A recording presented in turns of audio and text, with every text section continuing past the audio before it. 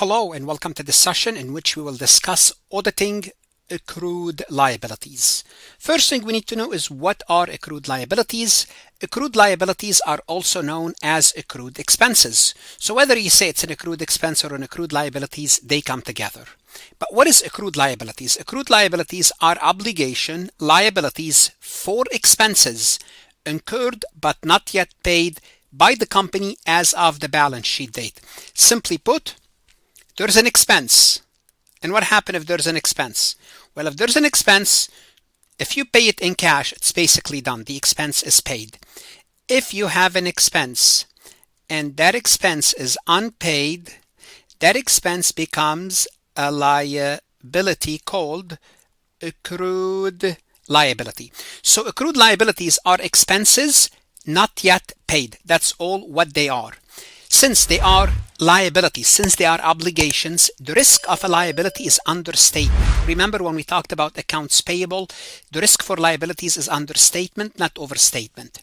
And remember why these liabilities arises. It's because we use accrual basis of accounting, which require us to report the expenses in the period in which they are incurred.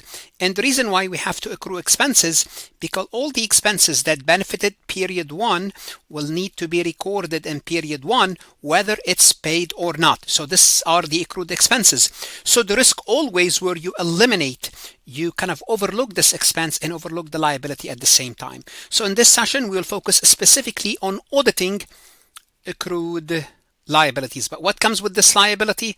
Always think about the other side. It's an expense. Let's go ahead and get started. Before we proceed any further, I have a public announcement about my company, farhatlectures.com. Hello, my name is Farhat. You are here because you are either an accounting student, a finance student, or someone who's studying for their CMA or CPA exam. Great. You are looking for some additional help, and we can help you. I strongly encourage you to visit my website, farhatlectures.com. I offer additional lectures, resources, including PowerPoint slides, multiple choice questions, in some circumstances, exercises, and true-false questions. Our material is aligned with your CPA review courses, with your CMA review courses, with your college courses. I offer a risk-free trial that you can try to find out whether my website can help you or not. If you find it helpful, you subscribe, you keep your subscription. If not, you cancel and your risk is free. If you like this recording, if you like my lectures, you would like what's on the website, give me a chance to help you with your college courses as well as professional certification. I hope to see you on the website. Since I mentioned they are similar to payables, because we talked about payables, we had one or two sessions about auditing accounts payable, I want to show you how they differ, in what perspective they differ. Yes, they're both liabilities, but they differ from a business or logistical perspective. Okay, let's take a look. Accrued liabilities versus account payable. Support and documentation. You always have some sort of a vendor invoice and a purchase order when you have an accounts payable. It's when you buy something from someone, you have that. For accrued liabilities, oftentimes you have no invoice or formal billing exist. So what do you have to do if you have no billing? Well, you have to rely on estimates. Like what? What could be an accrued expense? Well, you could accrue your warranty. This is an accrued liability. You can accrue your payroll tax expense. You could accrue your income tax expense. You could accrue many expenses. Accruing oftentimes relies on estimates. That's the first thing you need to know. Recognition timing. Well, expenses are recognized usually when the invoice is received, assuming we receive the product. Expense recognized before the payment is made. So accrued liabilities, as long as you know you have a payment to make, you have to record this liability if you have not paid it yet. Examples for accounts payable, supplier payment, inventory purchases, those are typical AP. For accrued liabilities, salaries, interest, taxes, warranties, basically any expense. So the risk for liabilities, as always, is completeness. It means nothing is missing. And the other thing is always we have to take care of accuracy. So when it comes to accrued liabilities, we really focus on two things, completeness and accuracy.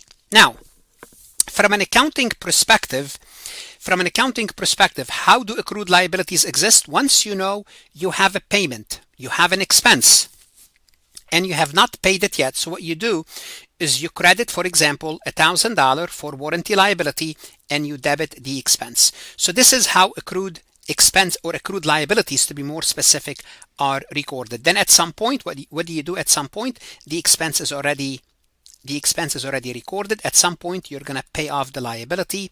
You debit the liability and you credit cash to pay off the liability. So first it's a credit. You credit liabilities, accrued liability, you debit an expense, then you pay it off. When you pay it off, you debit the liability and you remove it. Now, how do auditors approach accrued liabilities?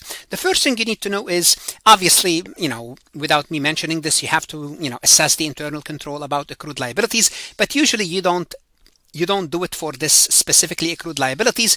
You do it as part of the liabilities in general. But you have to understand the client business. You have to understand their expenses, their liabilities. How do they operate? So the auditor began by understanding the nature of the client's operation, which will help you identify expected accrued liabilities. What do I mean by understanding the client business nature? Well, do they have accounts at the bank? If so, they might have interest we have to accrue. Do they have employees? If so, we're gonna have to accrue payroll. We're gonna have to accrue payroll taxes. Do they have property subject to property taxes? Do they have rent? So on and so forth. So understanding the type of business you are dealing with would help. For example, banks, you have to deal with accrued interest. Retail store, you have accrued wages, property taxes, and rent. Manufacturing, you have accrued payroll, warranties, and utilities.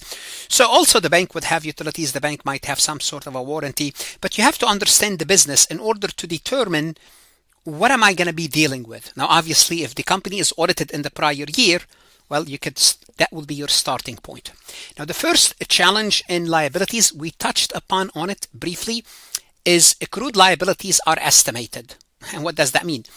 Once an account is estimated, it's subject to manipulation, fraud, underreporting, overreporting. So accrued liabilities often depend on management estimates, making them susceptible to errors or misstatement or fraud.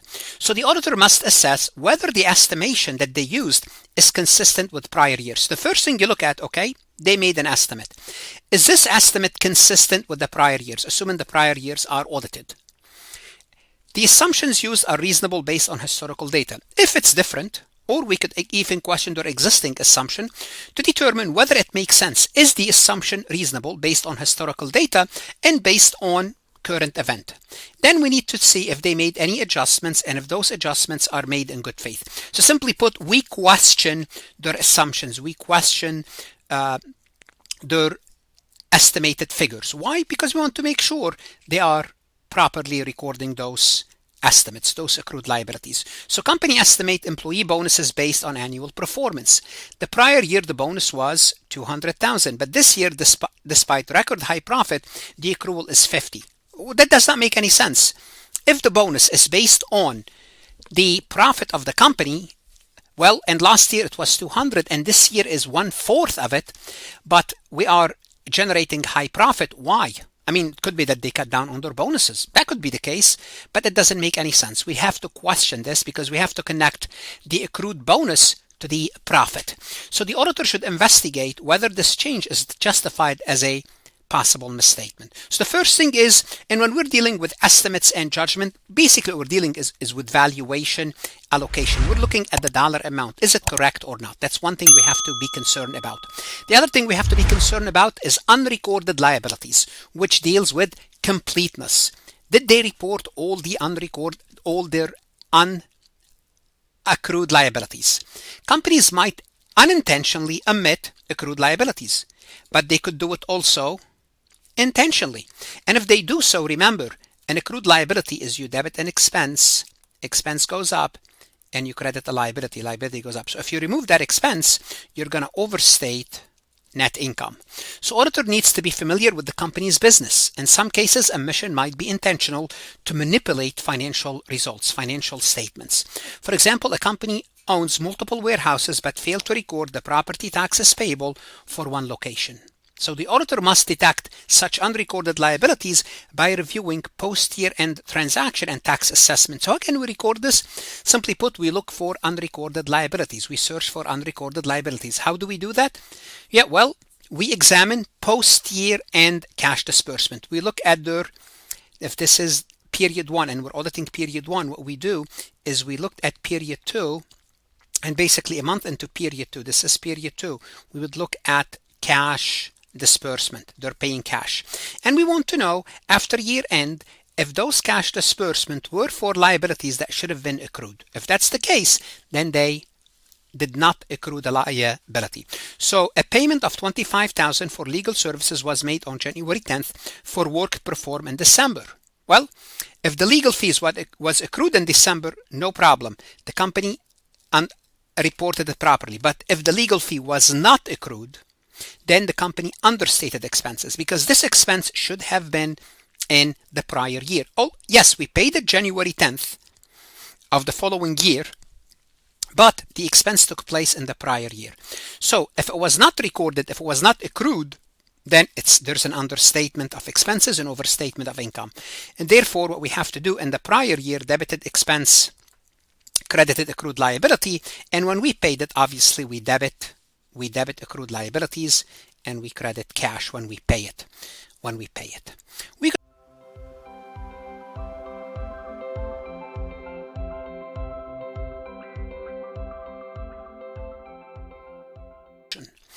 Let's take a look at this multiple choice question from farhatlectures.com. Which of the following test the completeness audit objective when verifying accrued liabilities? We're talking about completeness. Accrued property taxes are accurately estimated. Well, do we have to check that? Yes, we have to check that because that deals with what? Valuation. Yes, this is correct, but it does not meet the completeness audit objective. We see if it's accurate. Evaluating whether the correct amount of property taxes was charged to each corresponding expense account. Here we're dealing with classification, making sure it's corresponding to the proper amount. Okay, and if we're checking also the amount, we're also checking for accuracy. That's not completeness. Now we're down to 50-50. Accrued liabilities are properly classified in the balance sheet and adequate disclosure are made in accordance with accounting principle. Well, that deals with classification and disclosure. Yes, we have to make sure it's classified and disclosed, but that doesn't deal with completeness. Existing properties for which accrual of taxes is appropriate are on the accrual schedule. Here what we're doing is we're making sure that whatever property we have are on the schedule, is appropriate, are on the accrual schedule. Here we are making sure whether everything is there or not, it meets the completeness test. Remember what I always say in auditing. All 4 statements are correct, but they need some other objective. So when it comes to auditing, you need to have a good understanding, really good understanding of the assertions, what supporting document I'm using, so on and so forth. Because it's challenging. You have to really know your stuff. Basically, let's put it this way, because one word in the problem will change the meaning and will change your answer. The best investment you could make is invest in yourself, whether you are an accounting student or a CPA exam candidate. Go to Farhat Lectures to learn and to review and to complete more MCQs, including AI CPA previously released questions. Invest in yourself. Good luck and stay safe.